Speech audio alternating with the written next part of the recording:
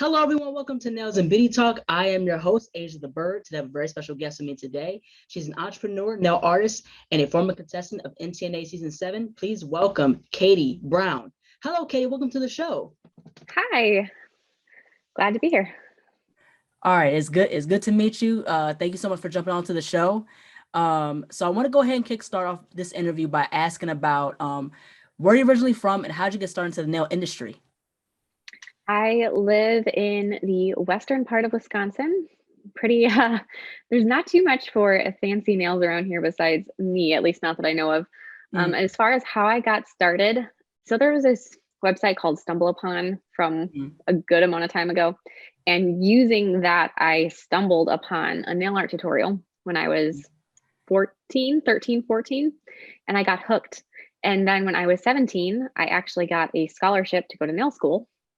And so then I got my license when I was 17, and I have been doing nails since then. Oh, that's really cool. Now, how could you describe the nail scene in Wisconsin? Is it like quite small? Is it big? How could you describe the nail scene within your area? I would say the majority of the people in my particular community are looking for the what I call the chop shop experience. They want to go in, get their nails done quick, get out, and aren't really that creative with it. My select little group of clients that I work with all the time is not that case. A lot of times they'll let me do what I want, or they'll bring in inspiration photos and they'll go a little bit crazier, but it's not like Florida where you see longer enhancements, or California where you see like that more really clean, still longer enhancements, more fun. It's short. A lot of people either type a lot on their computers or they are working hands-on. So nothing is long. They're all pretty much kept, I would say, sport length, but art still happens. Yeah, most definitely. Now, how could you describe your nail art style? Unusual, I would say. I really go for realism a lot with what I do. So like I like to recreate logos. I like to do animal depictions. I like to do things that are, that you see in your everyday life and wouldn't necessarily assume would go on a nail. I'll stick that on a nail. Yeah, most definitely.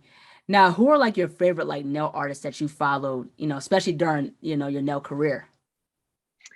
So way back when, one person that really kind of got me into this would be Robin Moses nail art. She's pretty big on YouTube. I love her tutorials are amazing. They're very detailed. She shows paint mixing and all kinds of things and she's another person that kind of goes for realism and does a little bit less common on your nails type of a thing. So I really like her style. And I guess as far as I follow so many people, now I usually go to Instagram for where I look. And honestly, there's too many to name because there's just so many that I follow that we'd be here all day. Yeah, that's the thing. Like I have a few nail artists I'm inspired by too. Yeah, Robin Moses was actually one of them. And looking at a lot of her nail tutorials and her nail art and stuff, I think one of the funniest videos that she did was which is a nail of Gary Busey. I thought that was hilarious.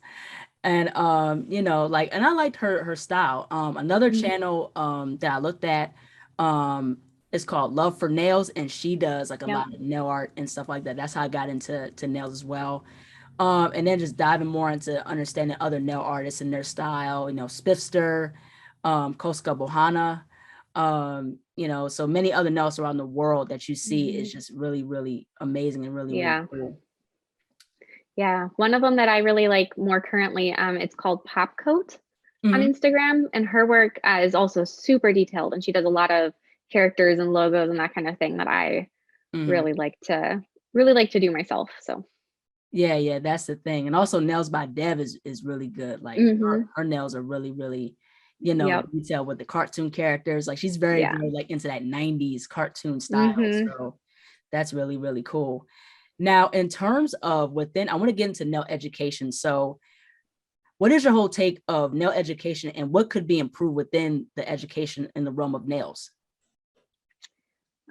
So my personal take on nail education is that you can't stop learning, I guess. And even if it's not something that you think you'd ever do, like say a nail tech friend of mine, she really wants to just focus on like mastering a few types of nail art and being able to replicate that quickly and efficiently and flawlessly on her clients without, she doesn't really want her clients to bring in new stuff and have her experiment on them. Mm-hmm. And I think, in my terms, is she should be taking more classes, and everybody should be taking more classes, Right. whether that's a formal class where you're sitting in and you're learning a different system, a different whole thing. I mean, because there's always new systems. Like, Right. there's the Gel X, that's a relatively new development and a new system. And then there's some people that don't do acrylic, there's some people that don't do gel. If you're Right. going to be doing this, you have to learn all of it, because you never know when or how that will become something that you need. So Mm-hmm. I guess familiarizing yourself with absolutely everything you can would be my take on what you should be doing for education for anybody. Mm-hmm. Yeah, most definitely. Exposing yourself to those different avenues and Yeah. avenues. But also too is also with sticking also to your niche as well. Like if you're good at manicures and pedicures, stick with that. If you're Yeah. good with, nail art and along with the manicures and pedicures, and if you can do acrylic or gel, is Yeah. also too just sticking with your niche as well. So even if you learn everything, so learn like what your most, skilled at or your strength is and stick with that. Yeah. So Sometimes you don't know what you're the best at until you have to test it all out to find that. yeah, until you actually do it. Yeah. Hmm. So what was the whole decision behind like having your own YouTube channel, doing a lot of like nail tutorials? When I started my channel back in that 14-year-old realm of age of mine, it was to enter a contest, one of Mm, those YouTube contests. And so I made a single tutorial for that. I entered the contest incorrectly, so I didn't even get in the running because it wasn't done. I didn't put in the right thing or send it to whoever was supposed to send it. And so right. it wasn't even part of it. And I liked it. I liked making the tutorial. And for a long time, I had 7 subscribers. And that was it. And I was happy with that. I was okay. I was Mhm. 7. And then all of a sudden, there was a summer where I had a single video that went crazy. And I Right. started at that point in that summer, I got like 500 subscribers a day. And it was just overwhelming. And a bunch of my videos did really, really well. And it Mhm. was just like this hot spot that was so exhilarating. And I'd have to say things have kind of evened out some Mhm. since then. But I love it. I have a wonderful community that I communicate with all the Mhm. time. And it's a little family that we have going. Yeah, most definitely. And I like what you're doing. I like how like a lot of your tutorials is like a single nail type of thing. So each nail is like a body of work. Yeah. It's not a whole set. It's like that one nail focus, like, oh, one day we're gonna do a hermit crab, and then Hmm. we're gonna do like a starfish or something like that. So I like how your approach to the nail tutorials is like one nail and you focus on that, like as that one nail as the body of work. So that's the whole thing. Now, in terms of having like your own business, especially you get into nail jewelry, having like nails on a necklace and stuff like that. Like, so what got you into like making like custom jewelry using nails? It started out with when you're making a single nail, and I don't make them typically, at least not, on a hand. It's a nail tip that I attach for 5 minutes to take photos. And it's so sad to have them just sitting there in a box in a drawer. And there were a few that I personally just, at the time I made them, I just loved them so much. I didn't want them to be neglected and not appreciated. And I've made other jewelry in the past. Actually, made a bunch of polymer clay jewelry at one point in time. And so I Mm-hmm. figured, well, why not stick this? I have jewelry wire. I have a ring sizer. Why not stick this on a ring? There's no reason I can't or I shouldn't.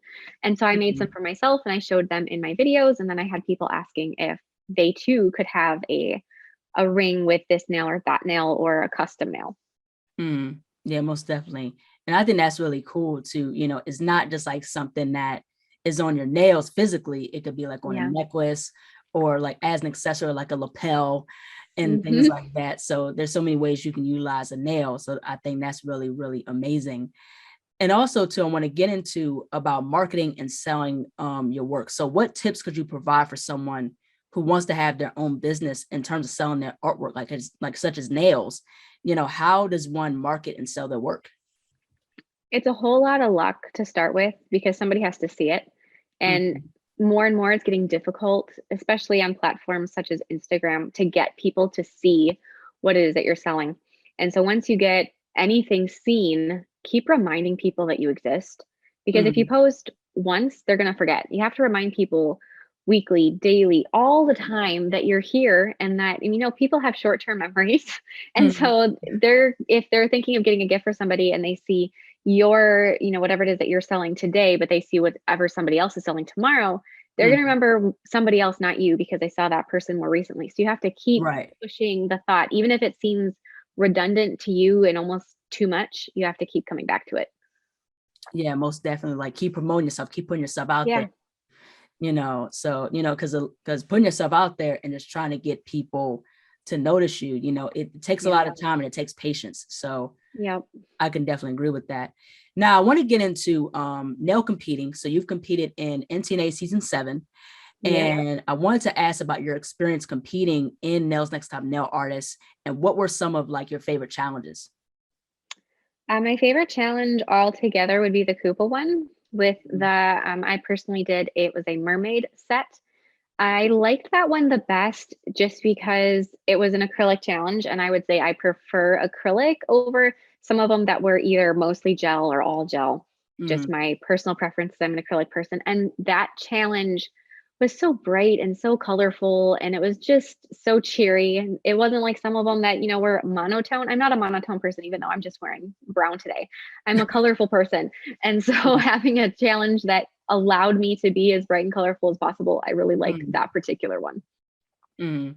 Yeah, that's really cool. And I've seen like some of your work on your season, and your work is really great. Your Oh, work thank was you. like really, really creative and out the box. Now, what has been like your whole experience? Like what has been your whole take based on your experience of just competing in NTNA in a general sense? In general, I would say, and I went into this with this as my kind of assumption, the most valuable thing out of that was education.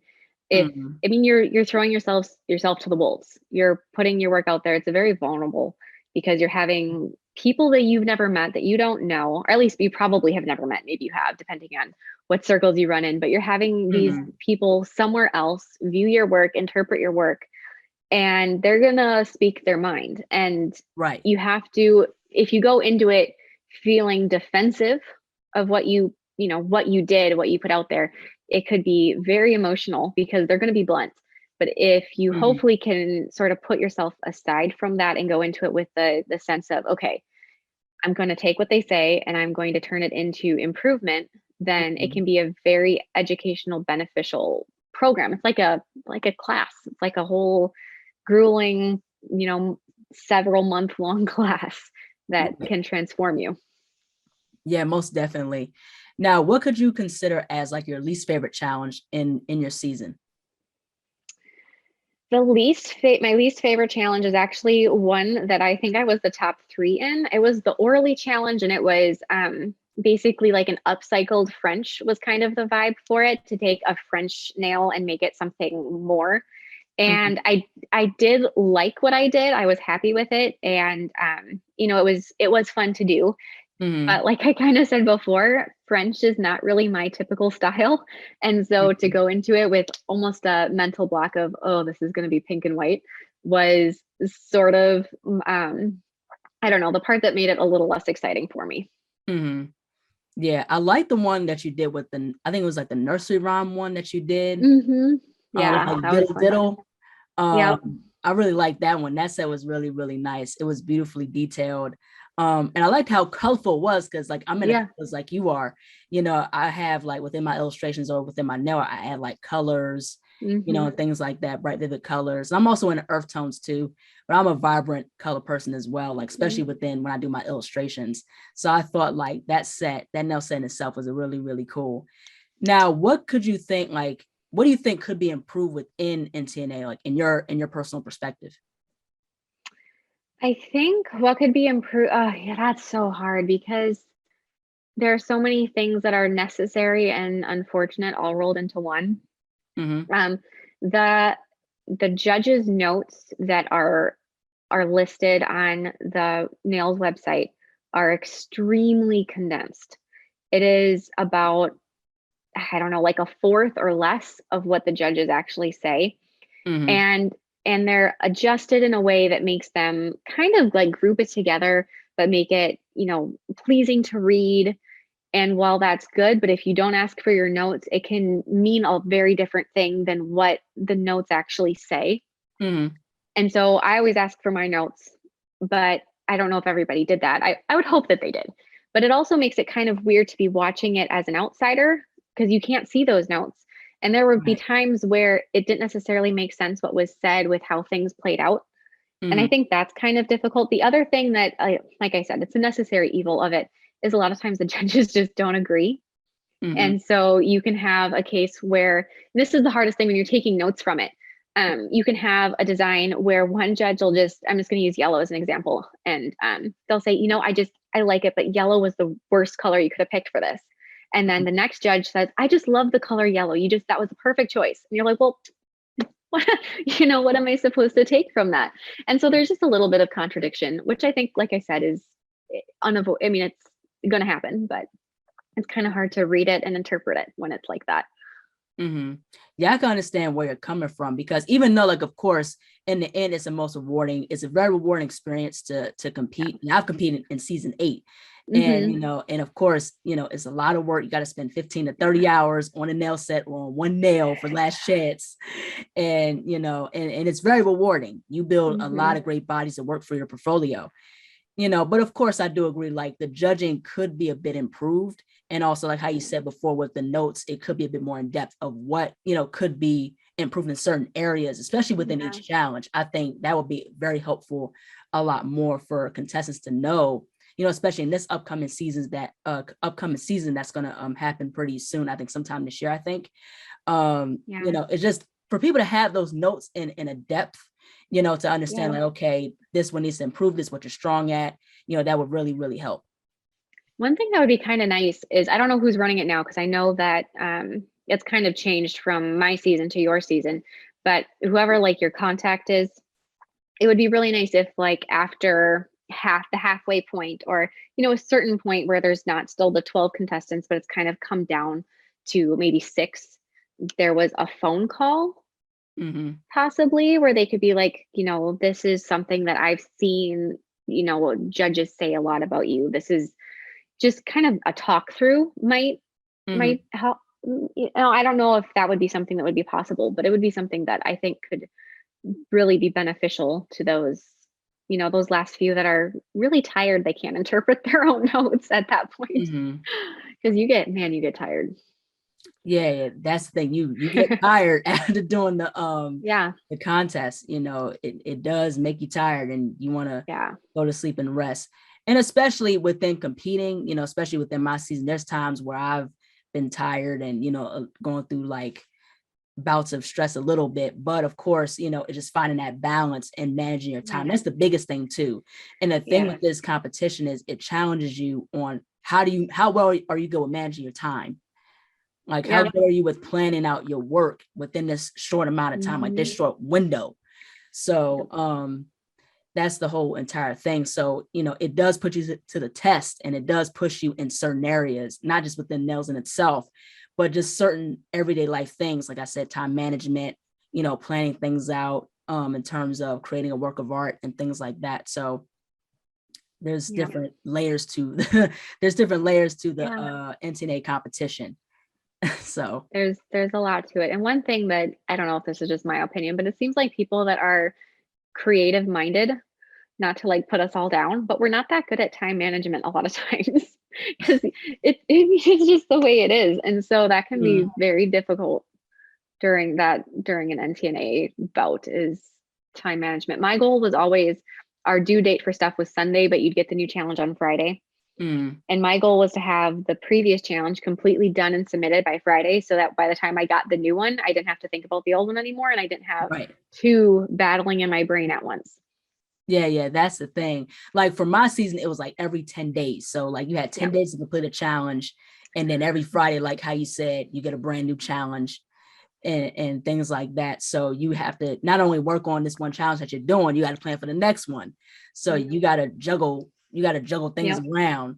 So that was the entire thing Yeah. with my season. But the whole thing also too, like you get exposure for your work, and Yep. people get to see what you can do. So I think that's another thing with that competition as well. Now, what piece of advice would you give for someone who wants to get into like a nail competition, whether it's NTNA or any nail competition? Cliche as it may be, just do it. Simple as that. You don't know what you need to work on. You don't know what it's going to be like. You don't know any of that until you do it. Hmm. And do it and treat the first however many until you feel like you've gotten your sea legs as the training for a competition. And then once I mean, eventually all of a sudden you're going to surprise yourself. But Right. if you standing on the sidelines, you're not going to get that learning part of it. And I mean, it's not going to happen. Mm. So just cut the cord and jump in 2 feet, no holding back. Right, right. Just go for it. Just dive into it. Hmm. Take that leap, Yep. and that's what it was for me. Like when I saw NTNA, I was like, okay, let me try this. Hmm. So and plus once you try it, once you compete in a competition, because I competed also in the Olympia, so once you try to get into now competing and see what that's like, you understand like, okay, as we said earlier, this is what I'm good at, this is what needs to be Yeah. improved. And the more you do it, the more you do like the nail art and things like that, the more you improve. Yeah. So there's always room for improvement every single day. Yeah. uh so yeah, so in terms of the nail industry, like from how you first got in and how you first got involved in it to now, what is your whole take on the whole progression of the nail industry? Well, that's kind of so back when I got started in nails, so I've been doing this for over 10 years, sort of. When I first started doing nail art and started doing tutorials, I wasn't licensed. I ignored everything related to acrylic and hard gel because I didn't do it. I had no desire actually to do it Hmm. myself. So if it had to do with acrylic or hard gel or enhancements or anything like that, I just basically was like, I don't need to look at that because it doesn't matter to me. And then when I got licensed, I used acrylic, loved acrylic. And so my frame of, I guess it's like 7 years that I would say Hmm. I've been more paying attention to everything. Hmm. And, you've seen there's been waves of style. There was a while where people were doing things with more bold colors and bold lines. And now it seems to kind of has settled down from that a little bit. And things are a little bit more subdued. Not me, but other Hmm. people are a little more subdued. I mean, there's nail shape changes. Hmm. Square and squoval was kind of the hot thing when I got licensed. And then it went to coffin. And now I would say it's veering more into like an almond to stiletto is probably the more common shape. Even my clients, I've had some clients, like I said, we're all like sports length around here. Hmm. But two of my clients are now almond instead of squoval. So I feel like that's, Hmm. a little bit of progression. I think the changes are really pretty subtle. I think hard gel is becoming more and more popular. People Hmm. around here, nobody knows what it is. Most all my clients are hard gel. Hmm. And none of them knew what it was until I was like, you know what, we're doing this, and that's what's happening. Because trust me on Right. that. But nobody knows what that is, as far as at least in my general area. And I think that's Mhm. going to become more and more popular as time goes on because of the lack of smell, which a lot of people prefer, and more durable. At least in my opinion, clients seem to have a better time with it. So I think Mhm. that's kind of the biggest thing is that gels are becoming more the go-to. They aren't more popular than acrylic yet, but I think they will be eventually. Yeah, I think so too. Yeah, I noticed that with a lot of nail artists on Instagram, they use a lot of gel, like hard gel. Yep. Anything pertaining to nail art, they use gel. And Hmm. I think, and I can agree with that too. I can kind of see gel really, really, really taking over. Yeah, there's conveniences with it. Yeah, that's the thing. And plus, like how you said, like with gel, it doesn't have much of an odor. Acrylic No. does, and Yeah. there are some people that can't handle that strong smell of acrylic because that Yeah. smell is just fumes. And It's it's not necessarily, I think to me, it's not necessarily the powder, it's more so the monomer yeah, that's protruding the definitely the smell. monomer. Yeah, that's protruding the smell the most, those Yeah. fumes. And Yeah. so, there's some people that can't take that, like I said, that smell. So people turn to gel and work with gel. And also Yeah. too, like another thing too, I think also when nail education, it's improved a lot also as well. But of course, there are certain things that could be covered, like, in terms of biohazard, in terms of working with different Yes. clients and things like that. So that's just my take of what could be improved with the nail industry. And even though there's products that have, improved so much, and, we have a plethora of things to work with, from different types of gels. We got 3D gel, we got acrylic Mhm. gel, Oh my goodness, there's so things like many types of gel. that. Yeah, it's crazy. Yeah, I have a whole live class on my channel dedicated to the different types of gel because it's like this massive library of the different types of gel. Yeah, the gel colors, the gel pots, and Japanese Yeah. gel. It's just like I recently did a class with Vanity Projects, and they have a thing called Vanity Projects Institute where you take a nail course. And I got a scholarship for their nail course, and working with the products with Presto and things like that. I thought that was really cool because I never worked with Japanese gel before, and so when I worked with Presto's gel and things like that, it was just like, wow, like this is really cool. This is something very Mm-hmm. new, and plus you learn something new about the products that you get a hold of. Yeah. So that's the thing. So there's a lot of nail education that's out there, most definitely. Yeah, and some of it is free, which is nice. Mm-hmm. There's a lot of if you go to a certain brand, like if there's a brand that you like, a lot of them, not all of them, but a lot of them have some education on YouTube that, mind you, isn't very in depth, but it'll answer the basic questions and it'll kind of get things settled because honestly, they don't want anybody misusing their products. So a lot of times they have either like a PDF that you can Mm-hmm. read through or something. And so if you want to just kind of get the basics on something, a lot of times you can find it. Coupa has a lot of great education that is free. They Mm-hmm. have a lot, and they do live classes too that you can sign up for that are mostly free. Mm-hmm. Yeah, so there's a lot of good education out there. A lot of nail courses, things that you can learn, and even on YouTube, you can learn stuff on YouTube. Yeah. But also too, it's like I think also to having that balance of learning not only from YouTube, but also taking actual courses. Yeah. And certain things can be a refresher. So even if you're advanced or at a certain level within your nail art career or your nail arts career, I mean, you could still take certain courses as a refresher. Hmm. So it gives you that understanding or review of certain things. So Anytime you listen to somebody new, you're going to learn something new. So even if it's, you never know what somebody's going to say that you're like, hey, I didn't even think about that. So yeah, you can right. never listen to or read or watch too much. Yeah, that's the thing. Now, what has been like your favorite nail art medium in terms of doing nail art? Is it acrylic? Is it gel? Like, Acrylic, yeah. So I'm getting better at doing gel more and more. I'm kind of, sprinkling gel into what I do. And I have a mhm, lot of things that I would say are hybrid, where I do parts of things in acrylic and parts of things in gel. But the thing I always go back to is acrylic. And one thing that really helps with acrylic is I use it's called a 3D monomer mhm, from Coupa, and it helps build up height so much better than anything else I've ever used. mhm, And so the first time I used it, it was like revolutionary. It was like fireworks were going off and there was dancing and sirens going around me because it was just so amazing to use this. When I actually had bought it almost a year, the monomer, I'd purchased it and kind of forgot I owned it. I was like, oh my goodness, I could have been using this for so long and it's just been right. sitting there and I didn't even touch it. So yeah, I always go back to acrylic. Mhm.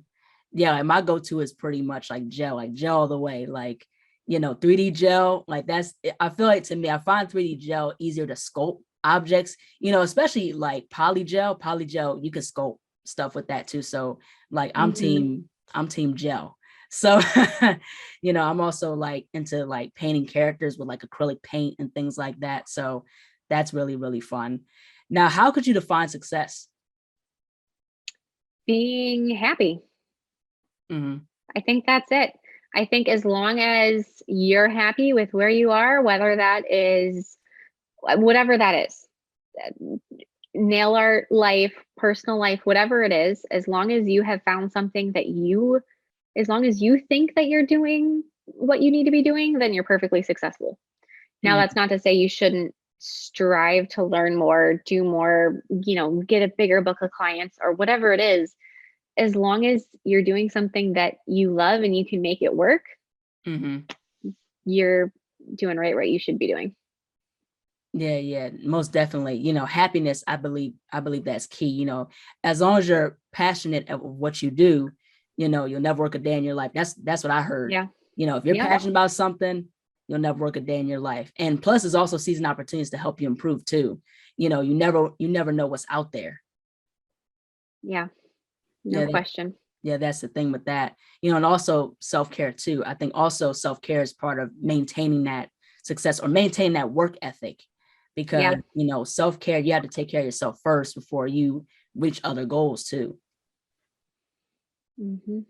Yeah, I think that for me, a big part of my self-care is making sure my own nails look nice. Mm. And a lot of nail techs don't have, stuff on their own nails. And a lot of nail techs say they can't because they mess them up. I'm pretty good about not messing mine up. So I always make sure my nails are doing doing pretty good. Hmm. Yeah, most definitely. Now, last but not least, where can people find you on social media and how can people support your business? Hot Pink Zebra Polish is what my handle is everywhere: Facebook, Instagram, and YouTube.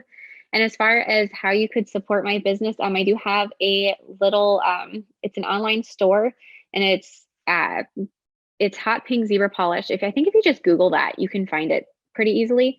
And otherwise, there's links to it in many of my YouTube tutorials to my little online store. And Mm. I've got different art pieces that I have on there. Otherwise, like, follow, subscribe, comment, all of that common stuff that you hear people say all the time. It all means so much. And it boosts little bits at a time, even if it doesn't seem like you're doing anything, it does. It helps the algorithms, those horrible algorithms that we all get haunted by. Yeah. Well, thank you so much, Kadee, for jumping on to Yeah. the show. It was really amazing to see your journey in NTNA season 7. And plus, speaking of NTNA, I want to also tell you this too. I looked at your video as in terms of what to expect for the competition. So, I think those pointers really helped. And I liked how you Yeah. broke everything down about like, okay, this is what to expect about the challenges, things like that. So I wanted to thank you for that. But your artwork Yeah. is very great, very unique. I love like your stuff from the competition and keep up the good work. And your channel is great. Thank you so much for jumping Thank onto the you. show. Yeah. Thanks for having me. Yeah, well, take care. Yeah. Have a good night. You too. Bye-bye. Hello, everyone. Thank you so much for watching. Please like, comment, share, and subscribe to the channel. Be sure to click the bell for notifications. Also, follow me on my social media platforms and visit my website, ASIATHABIRD.com, and be on the lookout for more interviews to come very soon. Take care and stay beautiful.